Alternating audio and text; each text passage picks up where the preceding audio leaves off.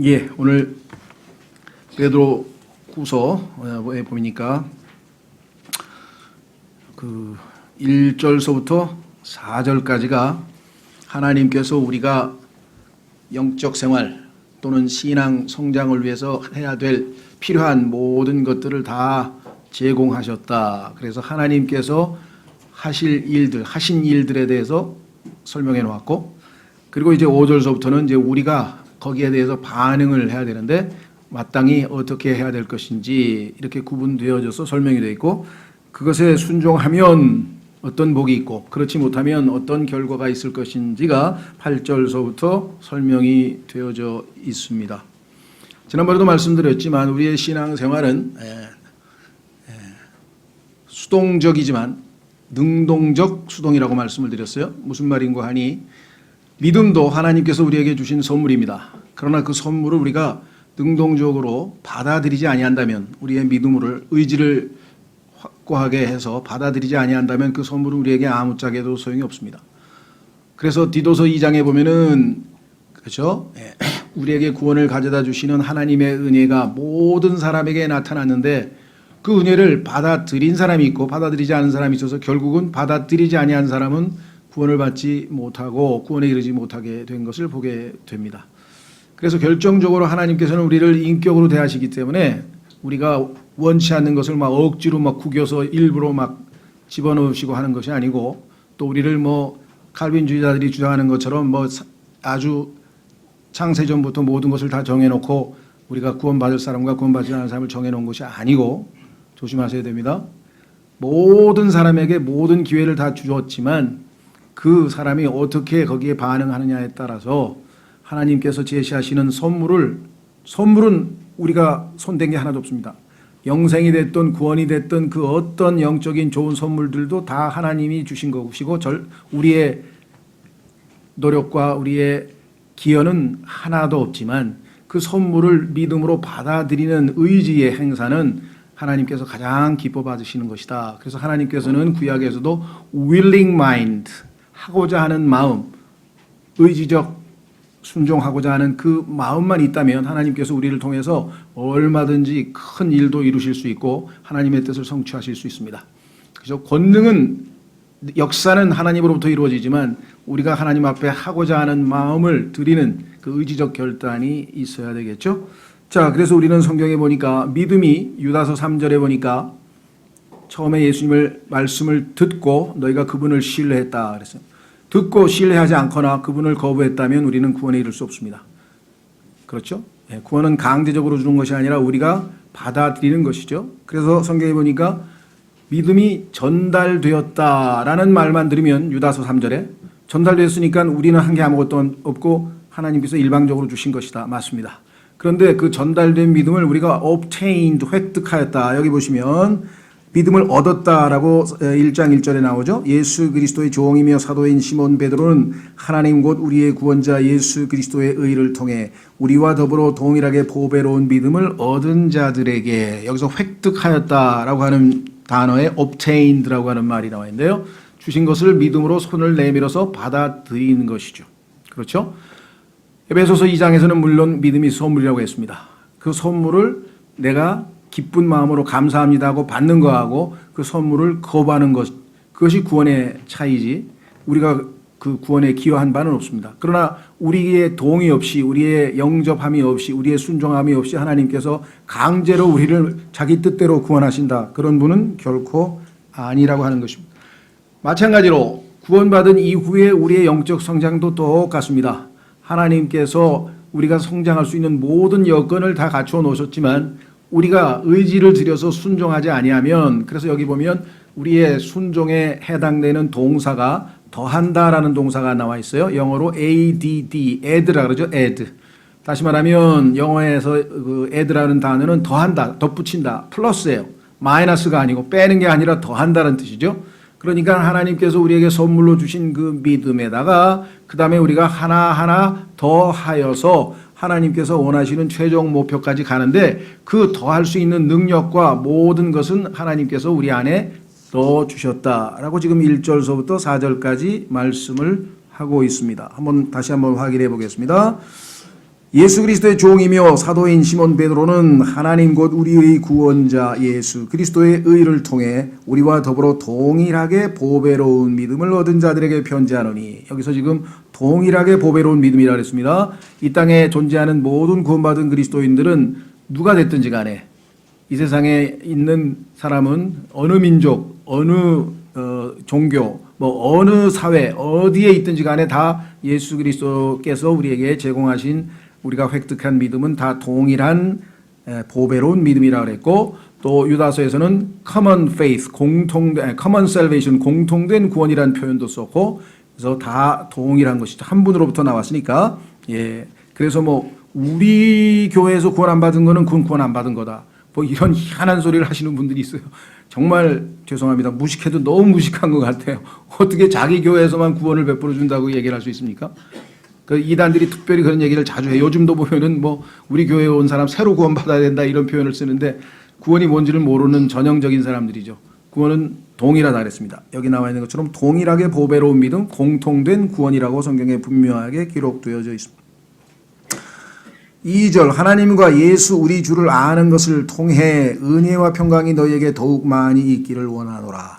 예수님을 알아가면 알아갈수록 우리 마음에는 은혜와 평강이 지배할 수밖에 없습니다. 왜냐하면 그분은 은혜로우신 하나님이시고 그분은 평화의 왕이시기 때문이시죠. 그래서 주님을 더욱 깊이 알아갈수록 우리의 마음은 평안하고 은혜가 넘친다. 우리를 부르사 영광과 덕에 이르게 하신 분을 아는 것을 통해. 많은 분들이 오해하고 있죠. 우리를 부르신 목적이 뭐냐? 하늘나라로 가게 하시는 것이다. 아닙니다. 우리가 구원받고 하늘나라에 가는 것은 맞지만 그 목적을 위해서 우리를 부르신 것이 아니라, 그건 목적이 아니에요. 결과예요. 결과. 그분이 하늘에 계신 하늘의 하나님이시기 때문에 우리가 구원받으면 당연히 하늘에 갑니다. 그러나 그 목적이 아니에요. 그것은 이루고자 하는 목적이 아니라 결과적으로 주어지는 것이고, 목적은 무엇인가? 여기 나와 있습니다. 영광과 덕에 이르기를 원하신다 그랬습니다.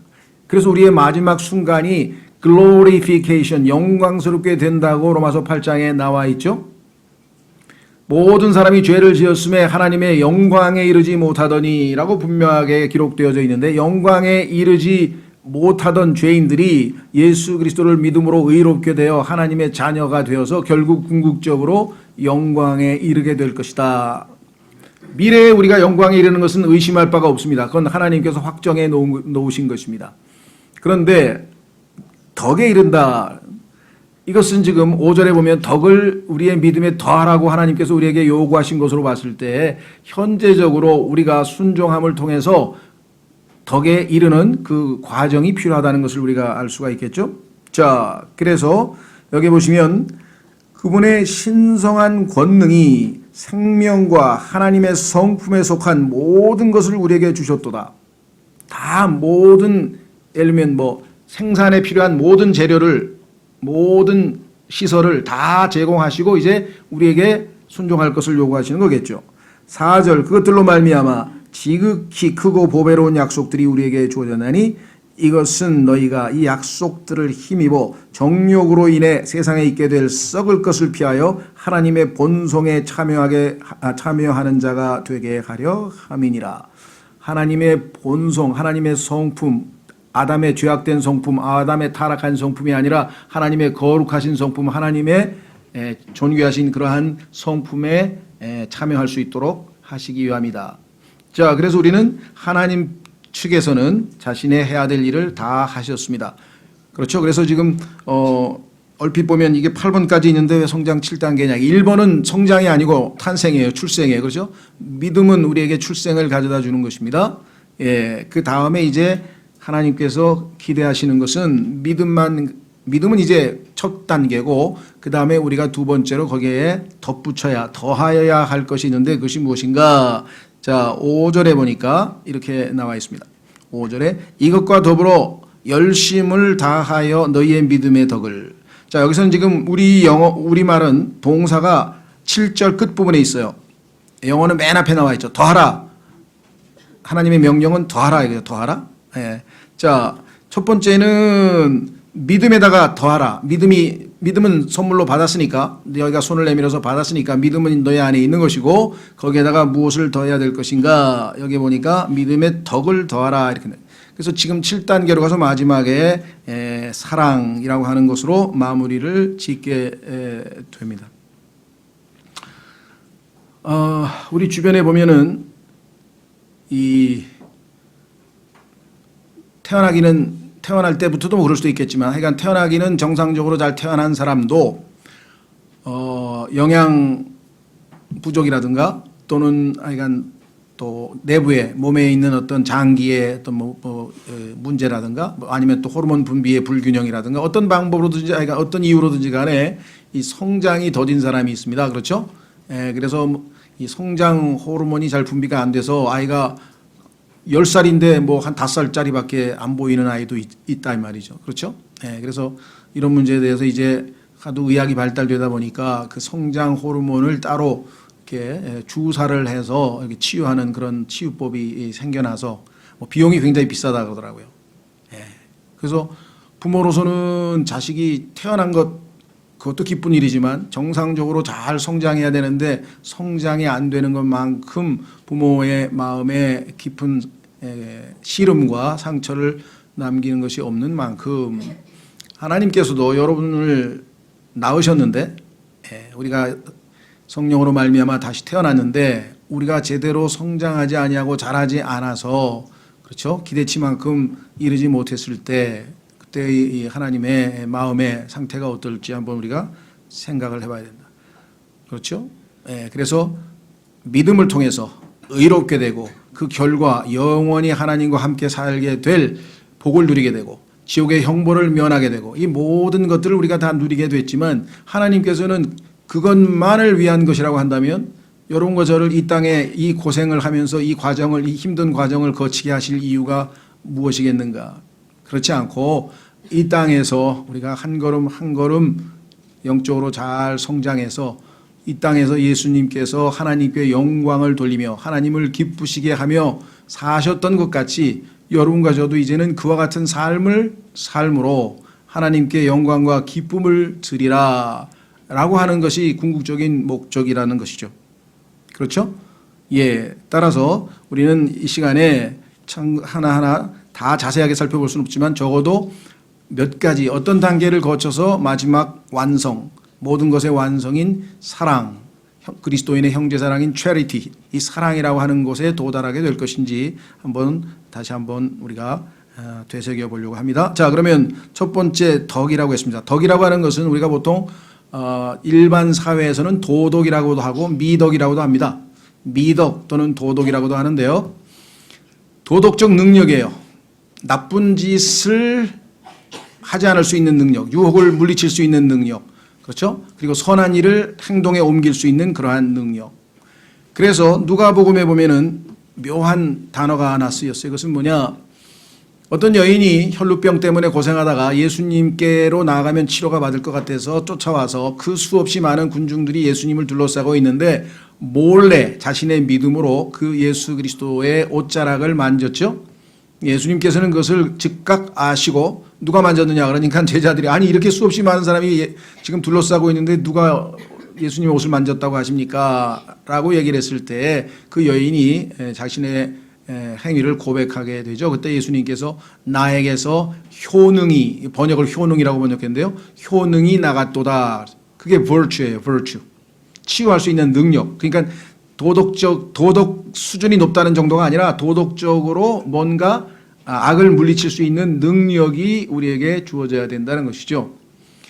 그리스도인들에게 있어서 가장 지금 우리가 소위 말하면 안티 기독교라든가 또 심지어는 뭐 요즘에 막 모욕적인 언사를 많이 써서 뭐 개독교라든가 뭐 이런 식으로 지금 비난이 일고 있는 것은 물론 우리가 그들이 비난하는 사람들이 정말 거듭난 그리스도인들이냐 생각해보면 그렇지 않은 사람들이 뭐 더 많겠죠. 그러나 거듭난 그리스도인 즉 하나님의 자녀라 할지라도 그런 일에 연루 안 됐다고 또 우리가 아주 보장할 수는 없는 것이고 어쨌거나 하여간 그리스도인이라고 불리우는 사람들의 삶에서 전혀 도덕적인 그 수준을 보질 못하겠다는 거죠. 그렇죠? 아니 어떻게 예수 그리스도를 믿는다는 사람이 뭐 저 모양이냐 이렇게 평가가 되면 그 다음에는 정말 참 우리의 복음 증거를 포함해서 모든 면에서 얼마나 참 형편없겠는가. 적어도 그리스도인이라고 한다면 세상적인 쉬운 말로 저 사람 참 착한 사람이네. 저 사람 참 좋은 사람이야. 라는 평가는 최소한 받아야 되지 않느냐 이거죠. 저 사람 교회 다니는데 왜 저래? 왜 이렇게 교팍해? 아니 교회에서 저렇게 가르쳤나? 이렇게 하면 이제 정말 고통스러운 거죠. 자, 에베소서로 가보겠습니다. 에베소서 2장. 에베소서 2장.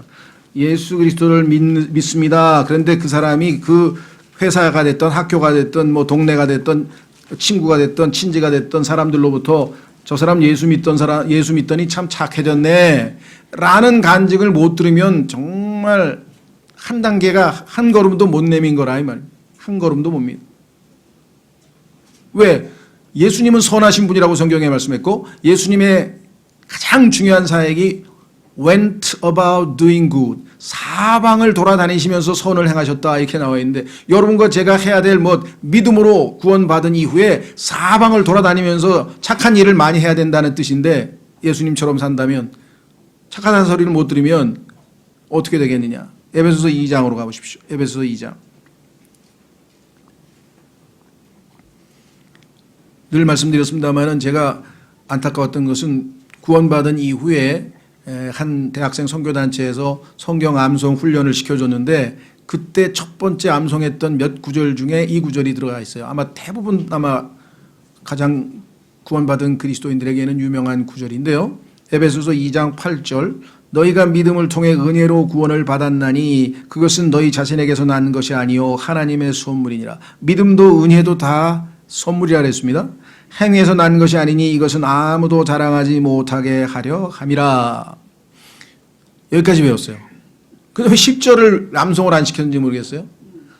8절 9절은 구원에 관한 것이고 10절은 구원 이후에 우리는 어떻게 살아야 된다는데 출생에 대한 얘기만 해주고 그 다음엔 이제부터 너는 어떻게 살아야 된다 그 얘기를 해줬어야 되는데 이 얘기를 건너뛰어서 참 오랫동안 참 뭐랄까요 시간이 걸렸네요.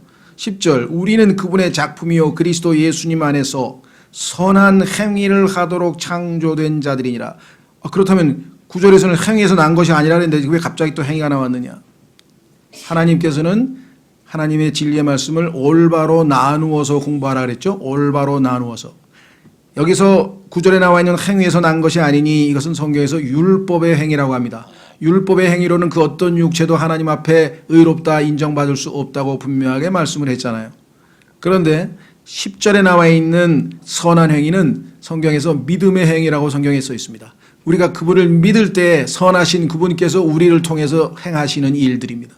그러니까 주체는 사실은 우리의 순종을 하면 우리가 사실 한다기보다는 내가 아니요 그리스도께서 행하시는 것이에요. 그래서 성경에서 보니까 일하시는 분은 하나님이시라고 빌립보서 2장 13절에도 기록되어져 있죠. 따라서 선한 행위를 하도록 창조된 자들이니라. 창조는 거듭났다는 얘기죠. 새 창조, 새로운 창조물 거듭났어요. 하나님의 자녀가 되었어요. 영생을 얻었어요. 왜? 선한 행위를 하도록. 그런데 예수님 믿고 착하다는 소리 한번 못 들으면 이게 어떻게 된 거냐 이게. 얼마나 지금 우리가 잘못된 신앙생활을 하고 있는 것이냐. 첫 번째가 덕이잖아요. 첫 번째가 덕.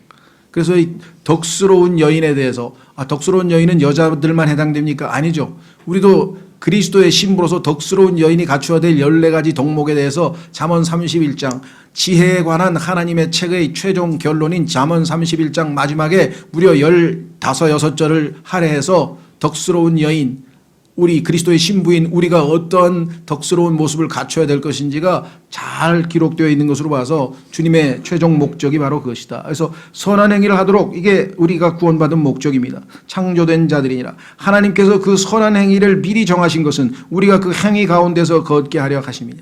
구원받기 전에 여러분과 저는 죄성을 지니고 있고 영이 죽어 있고 힘도 없고 아무런 능력도 없기 때문에 당연히 선한 행위를 할 수가 없어서 그렇죠? 우리를 구원한 다음에 그리스도께서 우리 안에 들어오셔서 우리에게 생명을 주시고 여기 나와 있는 베드로후서에 나와 있는 것처럼 하나님의 성품에 관한 모든 것을 주시고 하나님의 생명에 관한 모든 것을 다 채워 주셔서 우리로 하여금 이제 선한 행위를 할 수 있도록 함이라 그랬어요. 자, 그래서 우리는 덕을 얼마나 세울 것인가, 도덕적인 수준이 점차 증가돼서 예수님께서 사셨던 그러한 수준에 점점점 조금씩 향해 나가야 되겠죠. 제일 제가 당혹스러운 것은 어떤 분이 제가 잘 아는 그리스도인에 대해서 전혀 예기치 않은 그런 사실들을 알려오는 것이에요. 좀 깜짝깜짝 놀라는 거예요. 물론 좋은 쪽도 있어요. 그분이 정말 교회를 다니셨군요. 어쩐지 참 너무나 정말 회사에서 봐도 그런 분이 없더라고요. 이렇게 좋은 간증이 있는가 하면 저는 그 사람 때문에 교회 안 나가는데요. 교회를 좀 나가고 싶었는데요. 저런 사람이 교회에 있다는 생각하니까 그냥 끔찍해서 안 나. 근데 이런 사람이 의외로 많아요. 예수 믿는 사람들이 복음을 전할 때 담대하고 또 때로는 직선적이고 어떻게 보면 그게 거칠기도 하고 그럴 수도 있습니다. 때로는. 그렇지 않아야 되지만 우리가 때로는 잘못하다가 너무 강하게 할 수도 있어요. 복음을 공개적으로 할 때는 담대하고 거칠게 해야 돼요. 그러나 1대1로 할 때는 상대방이 수용하지 않을 때는 밀어붙이면 안 돼요. 그건 인격이기 때문에 지혜를 봐서 또 다음에 기회를 잡고 이렇게 해야지. 이번밖에 기회가 없다고 막 해서 막 밀어붙이고 이거는 정말 입을 닫았는데 막 입을 벌려가지고 우겨가지고 막 집어넣으면 어떡합니까? 야, 너는 이 세상에서 최고로 좋은 음식 먹은 거야. 그럼 먹은 겁니까? 역효과가 나는 것이에요. 그래서 1대1 구령할 때는 굉장히 조심해야 돼요. 상대방이 한 인격이기 때문에 충분히 동의할 때 그다음 제가 바빠서 이제 다음에 듣겠습니다. 그러면 안타까워도 이제 건질라 그러는데 마지막 그래도 예 알겠습니다. 그래 하나님께 맡기고 가야지. 그걸 갖다가 그 사람의 마음을 상하게 하고 쓴뿌리가 나게 하면 그 다음에 아무런 효과가 없게 돼요. 굉장히 조심해야 되는데 복음에 대한 열정으로 착각해서 막 밀어붙이고 막 그런 부작용을 일으킨 사람이 너무 많아요. 막 자기 아버지한테 복음 전하다 막 지옥에 가는 사람이 파고다 공원에서 할아버지가 시끄러워 그랬더니 지옥에 나가세요 막 그리고 승리하고 왔다고 막 복음 전하고 왔다고 자랑하는 간증을 하는 사람이 없나? 참 이 덕이 뭔지를 몰라서 그래요. 덕이 뭔지를 몰라서. 자, 그래서 우리는 이제 덕과 관련지어서는 여러분들이 하나님 앞에 정말 내가 덕을 더했는가? 내 믿음에 덕을 더했습니까? 내가 virtue, 미덕을 갖추고 있습니까? 자세한 내용은 아까 말씀드린 것처럼 잠언 31장 덕스러운 여인의 14가지 모습을 잘 보면서 선한 삶을 살고 있는지. 세 번째, 지식에 관한 여러분 나름대로 많이들 알고 계셨습니다. 호세아 4장에 보니까 내 백성이 지식이 없어서 망하는 도다. 그렇습니다. 정말 저희는 여러분과 제가 교만해서가 아니고 교만할 이유가 없죠. 다 하나님이 우리에게 기회를 주. 상대적으로 봤을 때 우리 나라에 있는 다른 구원받은 성도들보다는 지식에 관한 많은 지식을 배울 수 있는 기회가 있고 자료도 있고 하여간 또 배우신 분도 있고 그렇습니다.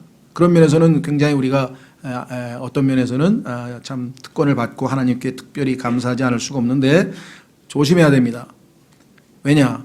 그 지식은 성경에서 말씀하고 있는 지식은 단순한 성경에 나와 있는 정보를 내가 훨씬 더 많이 갖고 있다.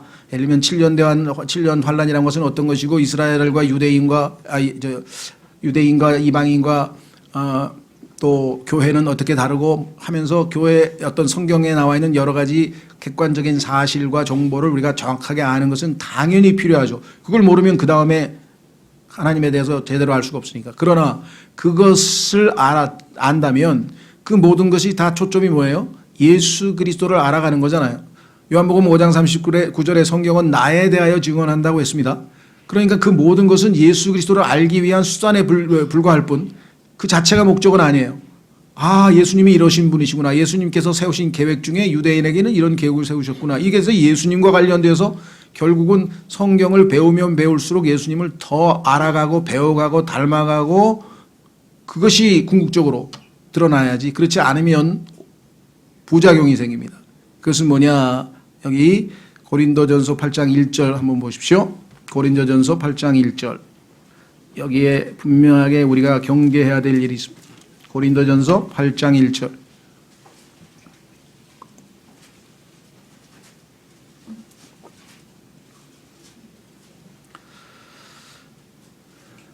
이제 우상들에게 바친 것들에 관하여는 우리가 다 지식이 있는 줄로 아나니 지식은 우쭐되게 하나 사랑은 세워주느니라.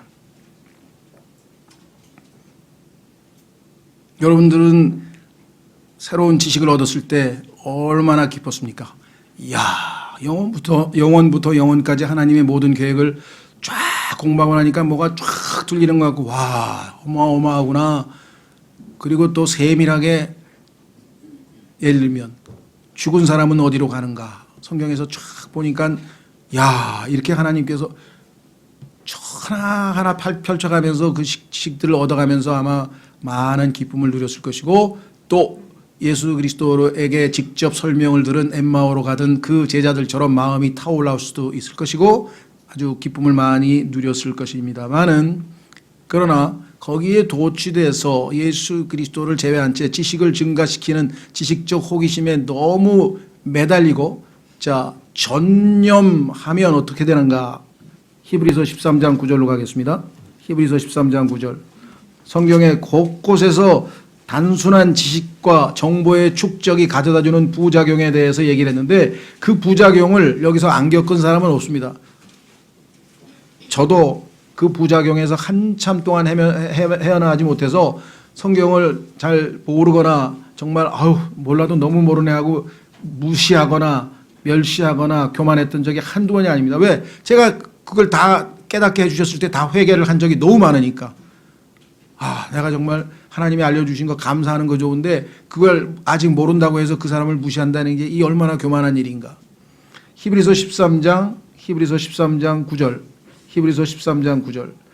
여러 가지 이상한 교리에 끌려다니지 말라. 교회에 끌려다니면 안 됩니다. 은혜로 마음을 굳게 함이 선한 일이요. 아무리 지식이 많이 늘어나서 성경을 100번 읽든 200번 읽든 300번 읽든 그게 중요한 게 아니고, 마음이 하나님의 은혜로 가득할 때에 그게 하나님 보시기에 그 선한 일이라. 음식으로 할 것이 아니니 음식에 전념하는 자들은, 전념이란 말은 정복됐다는 얘기인데, 이게 전쟁에 나가서 어느 지역을 점령하잖아요. 점령당하는 거예요. 지식의 양에 또는 호기심에 점령당하면 어떤 일이 벌어지는가? 여기 써 있죠. 음식이 유익을 끼치지 못하였느니라. 엄청 먹었는데 그 음식이 우리의 위에 가서 소화가 되고, 그 소화가 된 음식이 우리의 장에 가서 흡수가 돼서 내 몸에 영양분이 다 공급돼서 튼튼하고 뭔가 효과적으로 내 몸이 건강해져야 되는데, 음식은 엄청 먹었는데 소화도 안 됐지, 흡수도 안 됐지, 다 빠져나갔어요. 설사로 다 오히려 몸에 좋은 게 하나도 없잖아요. 여기 써 있잖아요. 음식이 유익을 끼치지 못하였느니라. 그래서 우리가 과식을 하지 말라 그러고, 또 뭐 지방분 너무 많은 거 먹지 말라 이렇게 경고하는 것은, 먹은 음식이 우리에게 유익이 안 되는 경우가 허다하다는 것을 알잖아요. 그래서 우리 뭐 패스트푸드라든가 이렇게 나쁜 음식 막 이런 것 여러분들 자주 얘기하죠, 요즘에. 성경도 마찬가지입니다. 여러분들이 지식을 풍성히 영원부터 영원까지 하나님의 모든 것에 관심을 갖고 하되, 그 모든 것은 예수 그리스도를 알아가는 게 목적이고 예수님을 닮아가는 게 목적이라는 그런 의미에서의 지식을 갖춰야 되겠다. 세 번째, 그래서 세 번째로 갑니다. 이제 네 번째, 절제. 자, 우리 삶에 있어서 가장 우리가 실천하기 어려운 것은 절제입니다. 균형 있는 삶이 쉽지가 않죠. 그렇죠? 예. 어떤 사람은 정말 신앙생활도 그래요. 어떤 분은 보니까 정말 그 기도의 뭐랄까, 열정이랄까요? 정말 뛰어난데 성경은 도대체 공부를 안 하는 거야. 어떤 분은 보니까 성경은 그냥 하나 성경만 보는데 기도는 또 안 하네. 이게 균형 잡는다는 게 우리가 쉽지가 않고요. 절제라는 거 하는 것은 자기의 본성적 욕망을 적절한 선에서 컨트롤해야 되는데 그걸 하지 못하고 그렇죠. 예. 자, 그래서 이 절제와 관련지어서 우리는 분명하게 성경에 이렇게 나와 있습니다. 고린도전서 9장 25절. 고린도전서 9장 25절에 사도 바울이 절제가 왜 필요한지 언급하고 있습니다.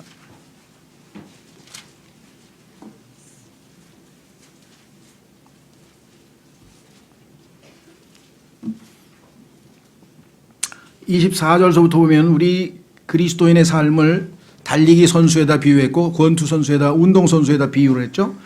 24절 경주할 때마다 달리는 자들이 다 달릴지라도 한 사람이 상을 받는 줄을 너희가 알지 못하느냐. 너희도 상을 받도록 이와 같이 달리라. 이기려고 애쓰는 자마다 모든 일에서 절제하나니 이제 그들은 썩을 관을 얻고자 그 일을 하되 우리는 썩지 아니할 관을 얻고자 하느니라.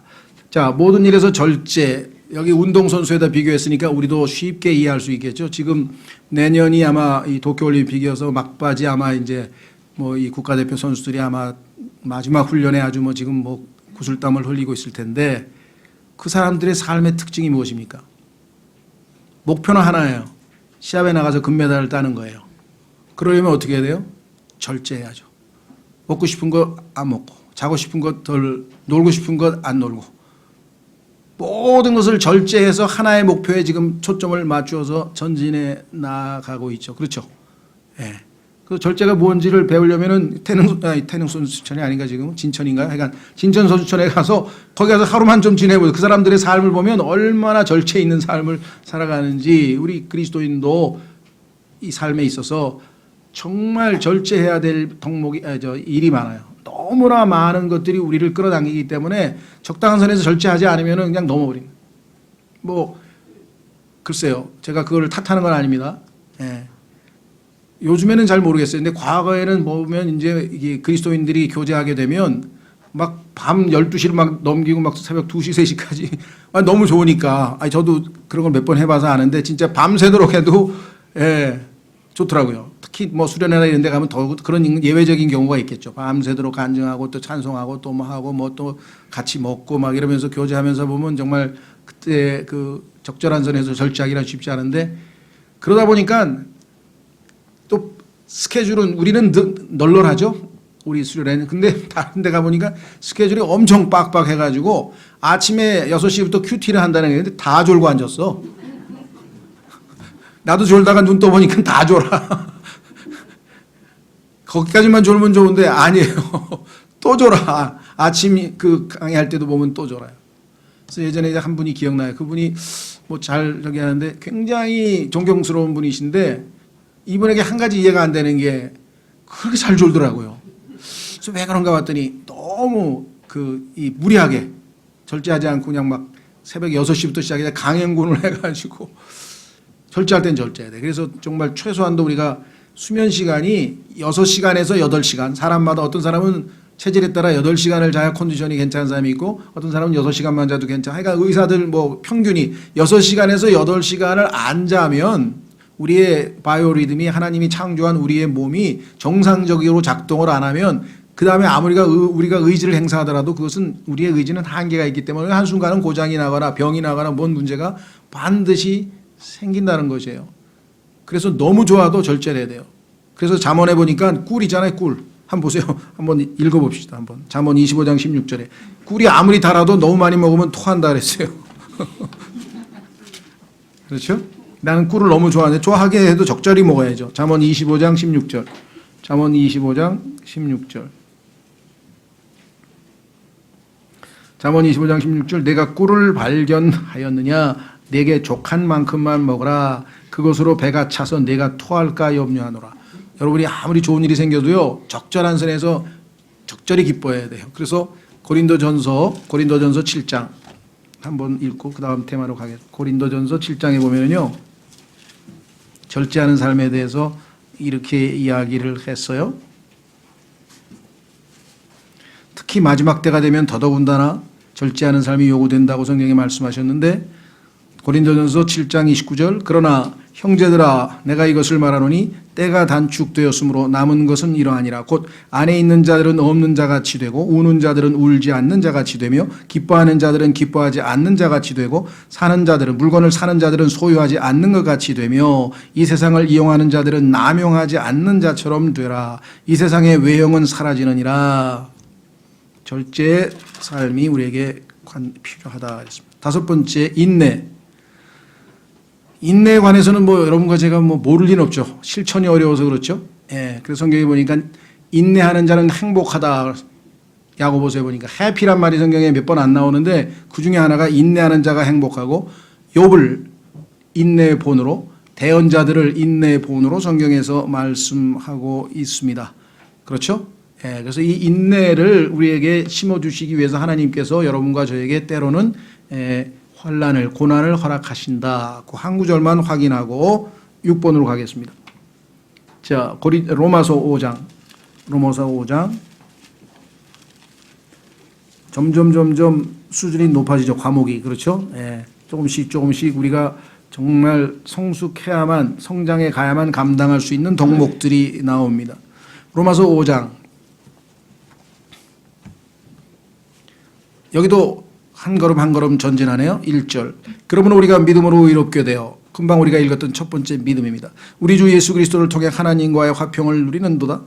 또 우리가 그분을 통해 지금 우리가 서 있는 이 은혜 안에 믿음으로 들어감을 얻었으며 하나님의 영광의 소망을 기뻐하느니라. 자, 그래서 믿음과 믿음의 결과, 믿음과 믿음의 열매에 대해서 설명한 다음에 믿음에서 끝이냐, 구원에서 끝이냐, 아니고 그 다음 단계 2절. 그리할 뿐 아니라 우리가 환난도 기뻐하나니. 왜 환난을 기뻐할까요? 이유는 환난이 우리에게 가져다주는 인내라고 하는 열매가 있기 때문에. 그래서 4절, 3절. 환난은 인내를, 인내는 체험을, 체험은 소망을 이루는 줄 우리가 아노라. 그래서 환난이 있을 때에는 하나님께서 나에게 인내의 덕목을 주시기 위함이다. 그래서 잘 견디어내면 그 다음에 의의 열매를 맺게 될 것이다 라고 히브리서 12장에 나와 있죠. 자, 그 다음에 여섯 번째 경건.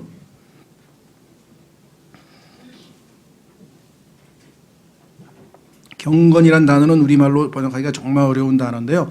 그러나 사실은 그냥 God, 하나님이 들어가 있으니까 하나님다운, 하나님처럼 뭐 이렇게 생각하시면 돼요. 그러니까 쉽게 얘기하면 하나님처럼 살라는 거예요. 어떻게 하나님처럼 살겠어요, 우리가? 완전히 성숙되어서 그리스도께, 내가 사는 것이 아니요 그리스도께서 내 안에 사신다. 내 안에 그리스도께서 점점 더 많이 형성되어져서, 그렇죠? 이제는 옛 야곱의 성품보다는 하나님의 거룩한 성품이 더 나의 삶을 지배하고 있다. 그렇게 될 경우가 될 때만 결국은 우리가 제대로 된 경건한 삶을 살 수 있을 것이다. 자, 그래서 예수님께서 가르쳐 주시겠다 그랬어요. 그건 찾지 않겠습니다. 디도서 2장 10절에 보면 하나님의 은혜가 나타나서 우리를 가르치시는데 그 5 항목 중에 경건하게 사는 법을 가르쳐 주시겠다. 왜? 우리는 그렇게 살 줄 아는 그걸 잘 모르기 때문에 예수님께서 우리를 가르쳐 주신다. 예수님을 알아가는 지식, the knowledge of Christ. 그렇죠? 예수님을 알아가는 지식, 하나님을 알아가는 지식. 그러나 of라고 하는 전치사는 예수님이 소유하고 계신 지식, 예수님의 노하우, 예수님이 어떻게 이 부패한 세상에서 거룩한 삶을, 경건한 삶을 살고 가시는지 예수님은 알아요. How to do it 알아요. 그렇기 때문에 예수님께서 나는 마음이 겸손하고 온유하니 내게 와서 배우라. 내가 가르치겠다. 그래서 주님을 따르다 보면 하나님처럼, 성경에 보니까 베드로전서에 너희가 말을 할 때도 하나님처럼 하는 것처럼 하고 행동을 할 때도 하나님이 주시는 권능을 가지고 능력으로 하는 것처럼 하라. 베드로전서 4장에 써 있죠. 그것은 주님을 따르다 보면 우리가 습득하게 되고 배우게 되는 것이다 라고 주님이 말씀을 하셨습니다. 자, 하나님의 성품 요나서 4장 2절을 통해서 한번 보겠습니다. 여러분과 제가 영적으로 꾸준히 성장해서 결국은 하나님께서 기대하시는 바는 뭐냐? 하나님처럼, 하나님과 같은 라이프 스타일을 우리의 삶에서 보여주는 것인데, 요나서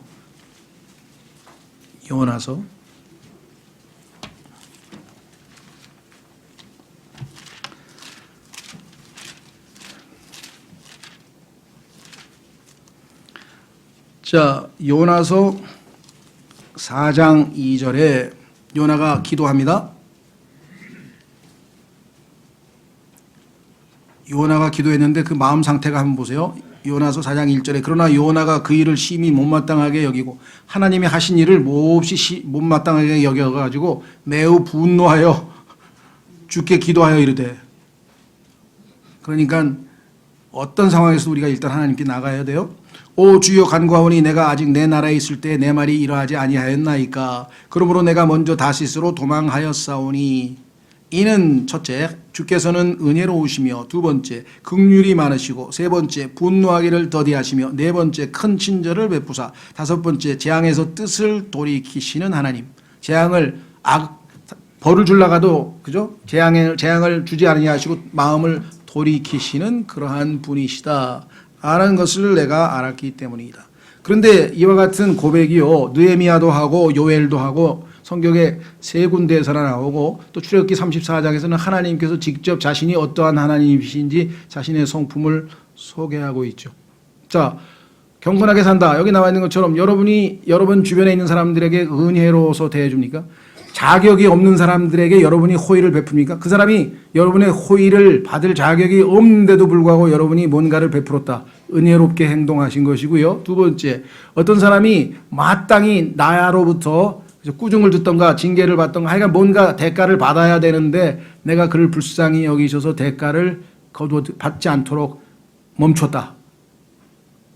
역시 긍휼을 가지고 대했기 때문에 경건하게 산 삶이 되겠죠. 여러분이 주변에 있는 사람들에게 그와 같은 방식으로 대하고 있는지 한번 생각해 보십시오. 또 분노하기를 더디, 분노할 상황이에요. 도저히 못 참아요. 그렇지만 분노를 하되 더디했다는 게 한 템포 늦춰서 차분하게 조금 덜 하나님처럼 더디했다. 분노하셨지만 그 다음에 네 번째, 큰 친절을 베푸사. 우리 주변에서 나에게 내가 친절을 베풀어야 될 이유가 없는 사람들에게 그냥 친절도 아니고 큰 친절을 베풀어서 돕는 손길을 내밀었다. 그렇다면 여러분은 하나님처럼 사신 겁니다. 그런 삶을 하나님께서 여러분과 저에게 기대하고 계신 것이죠. 다섯 번째, 재앙에서 뜻을 돌이키시는 하나님. 마땅히 그 사람에게 뭔가를 주려고 하다가도 하나님 때문에 나를 불쌍히 여기신 하나님이 계시니 내가 생각을 접고 안 하겠다. 즉 여기서 이불이란 말은 다른 사람에게 좋은 일이 아니라 나쁜 일을, 그렇죠?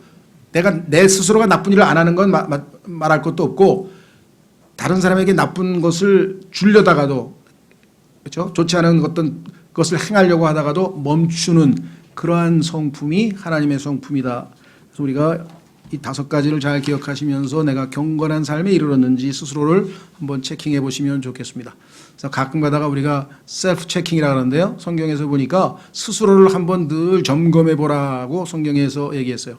그런데 고린도 후서에서는 examine yourselves, 구원을 한번 확실하게 점검해 봐라. 근데 구원뿐만 아니라 우리가 지금 계속해서 한 걸음 한 걸음 성장하고 있는지도 항상 우리는 examine yourselves, 검토해 봐야죠. 점검해 봐야죠. 그래서 우리가 뭐 매년 연말에 되면 1년을 한번 돌이켜보면서 우리의 삶이 어쨌는지 하면서 주로 그런 점검하는 설교를 하기도 합니다만은, 자, 그래서 이제 7번째로 갑니다. 형제의 친절. 형제의 친절. 형제로서의 친절. 참 금방 친절했죠 지금. 성신님. 예, 돕는 손길. 정말 나에게 쉽게 다가올 수 있도록 열린 마음으로 받아들이는가. 그렇죠. 어떤 사람이 여러분에게 다가오는데 저 사람 까다로워가지고 뭐 하나 부탁하기도 힘들고 막 이러면 안 된다. 그리스도인은. 들어주고 안 들어주고는 나중이지만 적어도 와서 내가 사실 이런 딱한 일이 있는데 도와줄 수 있겠냐고 그 말을 좀 쉽게 할 수 있는 마음 상태, 너그러운 마음 상태가 항상 되어 있어야 된다라고 성경은 분명하게 우리에게 말씀했습니다. 위로부터 오는 지혜는요, 간청을 잘 들어주는 지혜라고 성경에 써 있어요. 야고보서 3장에 보면 하나님이 주신 지혜가 있는 사람은요, 다른 사람의 간청을 잘 들어준다 그랬어요.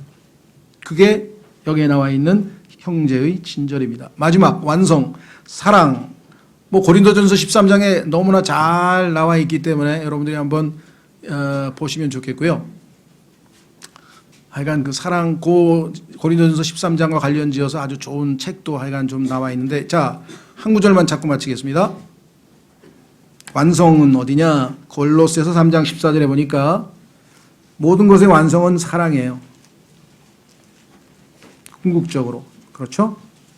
자, 골로새서 3장 14절.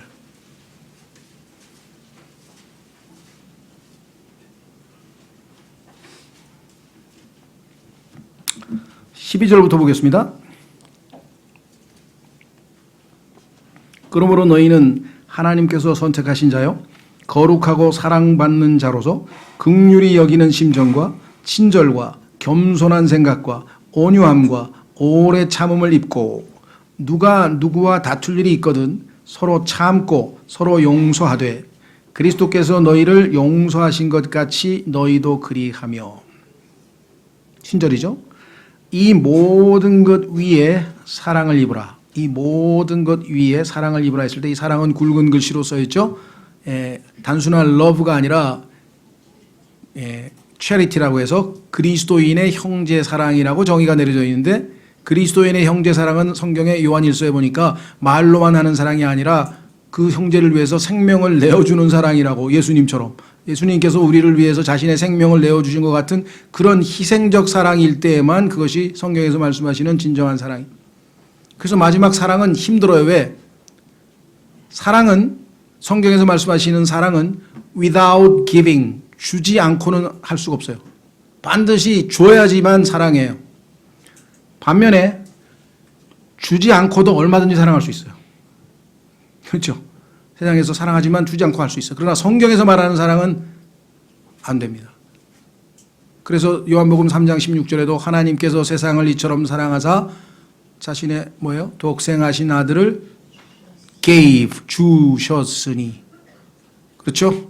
누구누구를 사랑했다면 뭔가를 줘야 돼요. 그 사람을 위해서 시간을 하나님께 드려서 시간을 내서 그 형제를 위해서 기도를 했다든가, 아니면 그 사람에게 물질을 제공했다든가, 아니면 한번 신방을 가서 그와 함께 시간을 드렸다든가, 구체적으로 실천하는, 그렇죠, 말로만 하지 말고 행동하는 사랑, 희생하는 사랑, 여기에까지 와야만 됩니다. 이게 궁극적으로 하나님께서 기대하시는 것이죠. 자, 그래서 결론 내리겠습니다. 8절로 갑니다. 베드로후서 1장 8절부터 11절까지 읽고 마치겠습니다. 더 이상 설명을 부연할 필요 없이 이 우리에게 요구하시는 더하고 더하고 더하고 더해서 마지막 사랑에까지 이르는 이 꾸준한 것을 하는데 어떻게 해야 되느냐. 5절에 보니까 열심을 다하여. 우리가 안 하는 건 아니에요. 근데 효과가 잘 안 나타나. 그렇죠? 다이어트도 그렇고요, 운동도 그렇고요, 열심히 하는 거하고 하는 거하고는 다른 거예요. 하기는 해도 효과가 안 나타나요. 대부분은. 왜? 열심히 안 하니까. 그렇죠. 열심히 해야만 효과가 나타납니다. 여기도 남아 있어요. 5절에도 열심을 다하여, 그 다음에 10절에도 열심을 내요. 열심, diligence, 부지런히, 열심, 최선을 다하는 것. 자, 8절. 이것들이 지금 얘기한 이 7가지가 너희 안에 있어 풍성하면 그것들이 너희가 우리 주 예수 그리스도를 아는 것에서 빈약하거나 열매를 맺지 못하는 자가 되지 아니하게 하려니와. 열매를 많이 맺으면 하나님께서 영광 받으신다 그랬는데 이것들이 우리에게 있으면 열매 맺지 못하지 않게 된다. 열매를 맺는다 이 말이죠. fruitful, 열매 맺을 수 있는 방법은 이와 같은 것들이 우리에게 가득해야 된다. 이것들이 없는 자는, 그리스도인인데 하나님의 자녀인데 이것들이 없는 자는, 이 7가지가 없는 자는 눈먼 자요. 기억나세요? 라오디게아 교회의 마지막 시대의 교회에 예수님께서 너희들 다 눈 멀었으니까 안약을 사서 발라라. 이 시대, 지금 여러분과 제가 살고 있는 이 시대에 지금 거의 그리스도인들이 다 눈이 멀어 있는 이유가 뭐냐요? 이런 것들이 없잖아요. 두 번째, 멀리 볼 수 없는 자며, 주님이 오시는 그 미래의 영광스러운 소망 가운데 사는 것이 아니라 큰 눈앞에서 그냥 왜 오늘도 복을 안 주실까, 왜 오늘도 월급이 안 올랐을까, 왜 오늘도 자식이 말을 안 들을까, 그냥 그거에 연연해서 계속 시달리고 살잖아요. 우리가.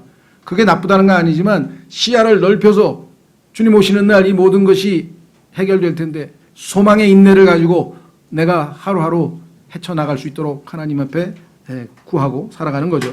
자, 그래서 여기 보시면 멀리 볼 수 없는 자며, 심지어는 자기의 옛 죄들에서 자기를 깨끗하게 된 것을 잊은 자니라.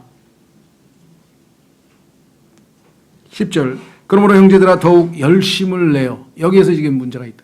영이 뜨거운 가운데 주님을 섬기라. 주의 일을 더 풍성히 하라. 하나님께 나아가는 자는 믿음이 없이는 하나님을 기쁘시게 못하다니, 하나님께 나아가는 자는 어떻게 해요?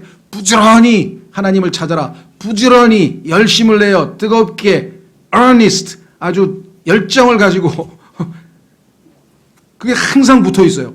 여기도 마찬가지. 열심을 내어 너희가 부르신 것과 선택하신 것을 확고히 하라. 이것을 하면 확고한 믿음이 더 믿음이 확고해지죠.